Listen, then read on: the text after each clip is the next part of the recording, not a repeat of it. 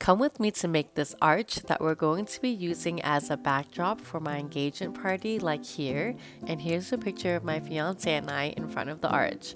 All right, let's get started. So we went to the Home Depot and we looked for this foam board. We went with this purple one here and it came with only two sizes, so we went with the larger size. And then we decided to buy some wood to support the foam to stand up. We've seen other videos and we think the wood was just the best option for us because we can cut it to whatever size we'd want to later on. And then we also grabbed something to sand down the arch after we cut it.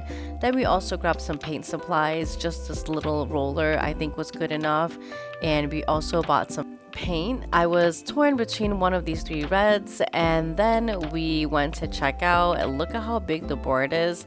Once we took the board home, I tied a pencil to a string to help outline the shape of the arch that I wanted to cut. And here is the after we cut off the pieces that we didn't want. Even after we cut off that piece of the foam, it was still very tall, and I was happy with that because I feel like it would make for a nicer backdrop. Then we started sanding the arch, and honestly, this took probably the longest. Luckily, my fiance did most of the sanding. Then I started painting the foam. I did about 3 to 4 coats and definitely let it sit and dry in between. Here it is. I was happy that it showed up nicely even though the foam was purple. After that, I started tracing what I wanted on the foam, and I just wanted my name and my fiance's name.